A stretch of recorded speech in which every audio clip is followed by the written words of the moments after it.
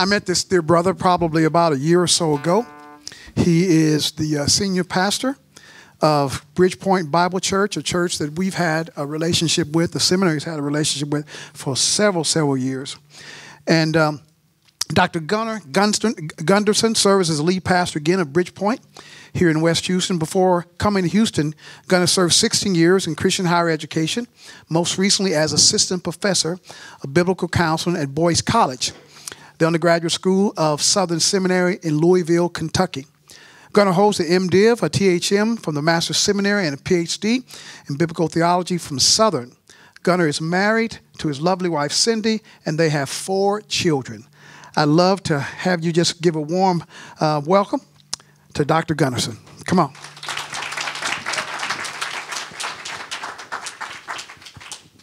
Hey, everybody. Is this on? Yeah, you good, Willie? All right. So I feel like this is Throwback Thursday for me because I spent so many years in Christian higher ed and just left by God's calling about 1.5 years ago. And really love being with you guys. I really miss it, and I'm really excited to be in a school setting, an academic setting, a chapel setting. And so I just want to leave you in the brief time that I have with you tonight with 3 really simple words. I think these are 3 words that can encourage you in where you're at today. I think they're 3 words that if you were to remember them and tell them to yourself every day of your life and in ministry, they would help you know what's next. I think that no matter what you're going through, there are 3 relevant words. And the 3 words are simply this: be a farmer. Be a farmer. And if you have a Bible and you'd like to open it, if you could join me in Ecclesiastes chapter 11. I just want to share 3 ways to be a farmer every day of your life. Ecclesiastes 11 and verses 4 through 6 say this: He who observes the wind will not sow. He who regards the clouds will not reap. As you do not know the way the Spirit comes to the bones in the womb of a woman with child, so you do not know the work of God, who makes everything. In the morning, sow your seed, and at evening, withhold not your hand, for you do not know which will prosper, this or that, or rather both alike will be good. So the book of Ecclesiastes is confusing, right? Like it's just like life, it's confusing.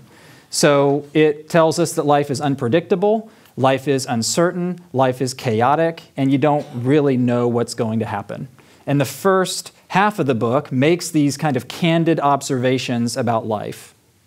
And then in the second half of the book, where this passage is found, you get these clear instructions for life. If life is unpredictable, if it's uncertain, if you don't know what's going to happen and you can't control it, then how should you live? This passage hits on that issue. If you look at verses 1 to 3, we're told, "Cast your bread upon the waters, for you will find it after many days. Give a portion to 7 or even to 8, for you know not what disaster may happen on earth. Diversify your portfolio, because life is unpredictable." But then, verse 3, "If the clouds are full of rain, they empty themselves on the earth." Like, thank you for that. "And if a tree falls to the south or to the north, in the place where the tree falls, there it will lie." Thanks for that, too. What are we talking about? Well, life is unpredictable, so verses 1 and 2, invest broadly and patiently because you don't know what's going to happen. But then in verse 3, the things that happen in life are inevitable. If the tree falls lying to the north, it's going to lie to the north. Nothing you can do about it. That's where it will sit. So in a world where life is both unpredictable and what happens is inevitable, like, how should you live? Well, we're given these 3 simple ways to live in that kind of world that apply to life and ministry, and certainly this time, which I know is a very busy time, a challenging time, where I'm sure everybody in this room has your attention going in at least like 8 different directions. Here's the first way to be a farmer in this passage. It is sow the seed regardless of circumstances. Sow the seed regardless of circumstances. He who observes the wind will not sow, and he who regards the clouds will not reap. So we're in an agricultural society here. Sowing and reaping are the bookends of a year's labor. They are the fundamental aspects of life and work. So they represent all human labor, anything that you're called to do in a given season. The problem is that sowing the seed doesn't just begin with sowing the seed. It starts with plowing the field. Right. Something that bears no immediate fruit. It's brutal, hard work. Like there's no fridge, there's no microwave, there's no fast food. You get out and you plow the field. It's you, an early morning, a cold day, a grumpy animal, a hard field, and a job that you don't want to do. So what are you tempted to do? To watch and wait for wind and clouds because those bring rain. And rain softens the field, and it makes for easier plowing, makes for easier planting, and it makes for quicker growth. And don't we all want that? So he who observes the wind won't sow. That's someone who habitually watches the weather, that is, the circumstances, waiting for things to get better before they do their job. It's like tinkering with the weather vane, staring at the clouds, tossing grass in the air. So he's deciding whether or not he's going to do that day's work based on how he feels and if he thinks it will be fruitful. He's controlled by what he sees in the skies. Now, what are we observing here? The wind. In Ecclesiastes, how wise is it to make predictions based on the wind? The word is used 20 times in Ecclesiastes, and it almost always means unpredictability and meaninglessness. Vanity and striving after wind. If Ecclesiastes tells us anything about the wind, it says don't base your life on it. Things that pass. So what is Solomon saying? He's saying stop perfecting your plan and plow your field. He's saying don't wait for the right weather, weed your field. He's saying stop staring at the circumstances, sow the seed. And there's so many reasons why we can ignore these really simple instructions, right? One is perfectionism. Some men, it's been said, by seeking to be great, have failed to be good. Right? Like some women demanding perfection, miss progression. We don't make progress because we're waiting for everything to be perfect. Laziness is another reason. Proverbs 20, verse 4. The sluggard does not plow in the autumn. He will seek at harvest and have nothing. There are just going to be a lot of autumns in life and in ministry where all you can do is plow. And yet, it's the plowing that leads to the planting, that leads to the sprouting, that leads to the growing, that leads to the harvest. Weariness is another reason. We just get tired. Remember that passage in Galatians 6 about not sowing to the flesh, but sowing to the Spirit, the same agricultural imagery? You get this. Let us not grow weary of doing good, for in due season we will reap if we do not give up. I'm sure there's a lot of good things you guys are doing in your life right now. I'm trying to do good things in my life, but you get tired. You get tired of parsing verbs. You get tired of reading philosophy. You get tired of reading another counseling textbook. You get tired of finishing the content of your paper and then having to spend 4 hours on the formatting of your paper. Yeah. Maddening. Weary, but don't give up. Another reason we ignore the simple instructions of sowing the seed regardless of circumstances is just fear. We might fear discomfort, we might fear potential failure, so we don't do the thing in front of us. Fear keeps a lot of good things from getting done.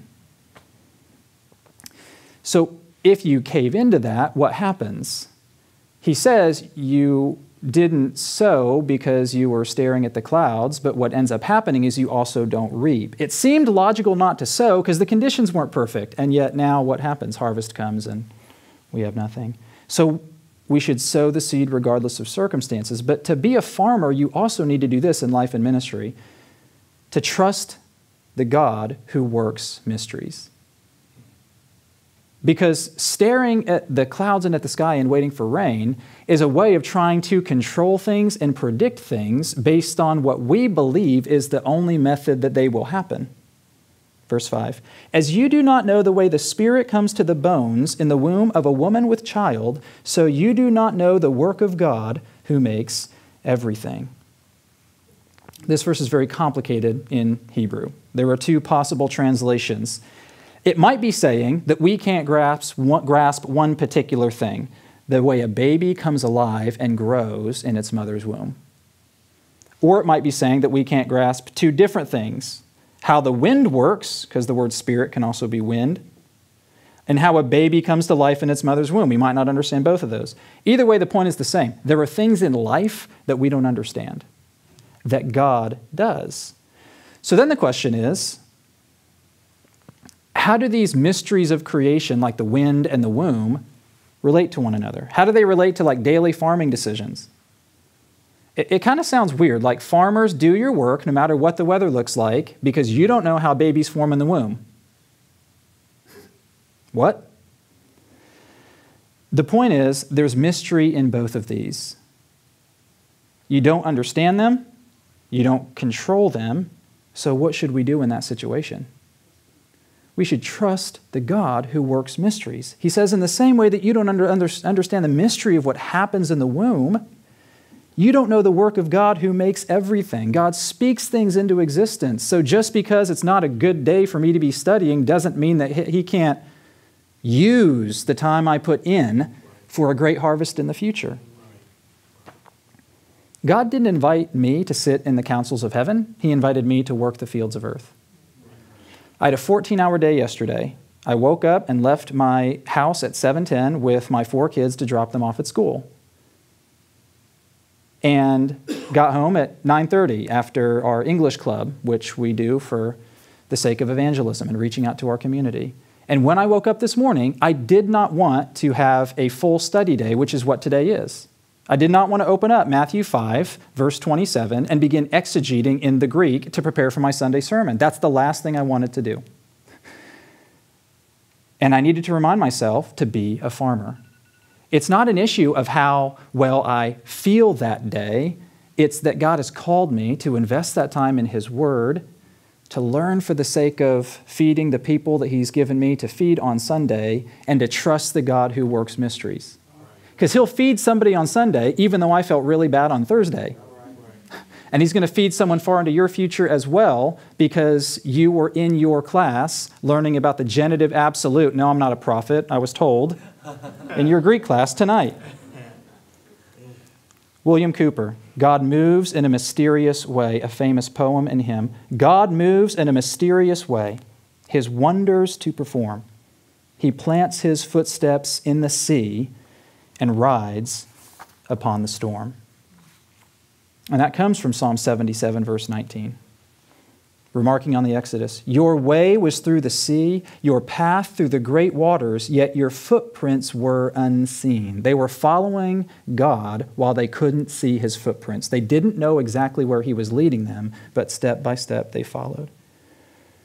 So when you trace the story of the Bible, if you ask, why should I trust a God who works mysteries if the way He works seems confusing? Remember how all the weak people He worked through in mysterious ways? Like He uses this scared and stuttering prophet to confront Pharaoh of Egypt. Like He uses a talking donkey to confront a wayward prophet. He uses a middle schooler with a slingshot to take down a giant. And you can just keep going. This is like laps around a city, trumpets shouting, and this ancient city falls. 5 loaves, 2 fish, thousands of people fed. Leftovers all over the place. A Roman cross, a garden tomb, salvation to the world. This is the kind of God who works mysteries. So why would I wake up in the morning and go, it's a little bit cloudy. The ground seems a bit hard. I bet no growth will come from today's work. So I'm not going to work today. Trust the God who works mysteries. And then finally, third, be a farmer by practicing the hard work of daily faithfulness. What's the conclusion from these things? Verse 6, in the morning sow your seed, and at evening withhold not your hand, for you do not know which will prosper, this or that, or whether both alike will be good. So if life is unpredictable, which is part of the point of Ecclesiastes, yet God is completely sovereign and does mysteries in the world, then there's at least one simple habit that we should all cultivate throughout all of life, and that is to do the hard, simple work of daily faithfulness. Doing your daily work regardless of how you feel. You don't know which is going to be profitable. You might feel horrible, but the work might be fruitful. Who's to say? Certainly not me. You might feel tremendous, and yet your work might prove to be worthless. You don't know. Psalm 126, verses 5 and 6. Those who sow in tears shall reap with shouts of joy. He who goes out weeping, bearing the seed for sowing, shall come home with shouts of joy, bringing his sheaves with him. It's a beautiful picture.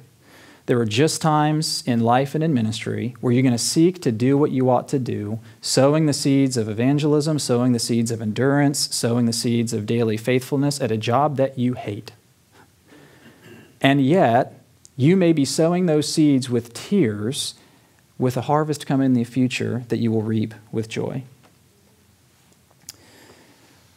Because when you really look to the climax and culmination of the Bible, you find that it actually has this same kind of ridiculous imagery, this crazy imagery of someone sowing seed in the most unlikely way, which creates the most unlikely kind of harvest. John 12:24, Jesus speaking of his own death. Truly, truly, I say to you, unless a grain of wheat falls into the earth and dies, it remains alone. But if it dies, it bears much fruit. So if we have in the gospel a portrait in miniature of the way God works mysteriously through the death of a seed in the ground, sown in the most unlikely, impossible, barren situations, and then the mighty harvest that has been created from that sowing, represented partially by those of us in this room that have come to know him, then God can certainly use a day where you wake up tired or don't feel like being at your night class or don't want to parse another verb or don't want to learn another piece of vocabulary or don't want to take another test or are not ready to do your practicum assignment out on the field to report back. By all means, he can use that. And I want to encourage you, keep doing the hard work of daily faithfulness because God does mysterious things now and deep into the future through the faithfulness that you're displaying.